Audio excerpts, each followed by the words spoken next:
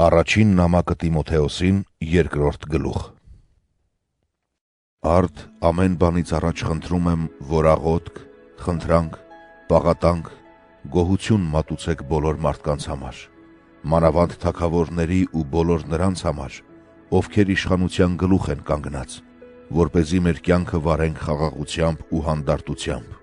կատարյալ աստվածապաշտությամբ և սրբությամբ։ Որովհետև այդ է բարին ու ընդունելին Աստծու, մեր փրկչի առաջ։ Նա ուզում է, որ բոլոր մարդիկ փրկվեն և հասնեն ճշմարտության ճանաչմանը։ Արդարև, մեկ Աստված կա և մեկ միջնորդ Աստծու և մարդկանց միջև, Հիսուս Քրիստոս մարդը,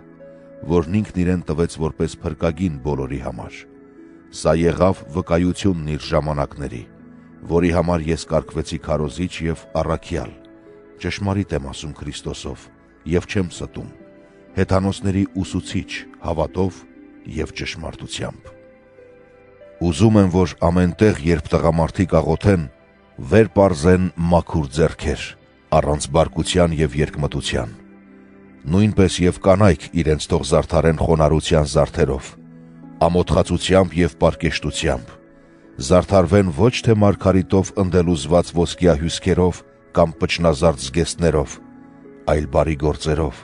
ինչպես վայել է այն կանանց, որոնք հանձն են առել աստվածապաշտությունը։ Կինը հավաքույթի ժամանակ թող լսի և ուսանի լռությամբ և ամենայն հնազանդությամբ։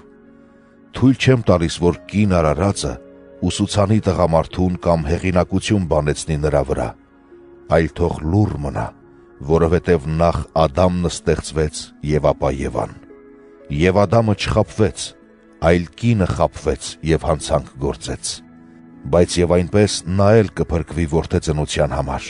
եթե հարատևի պարկեշտությամբ հավատի, սիրո և սրբության մեջ։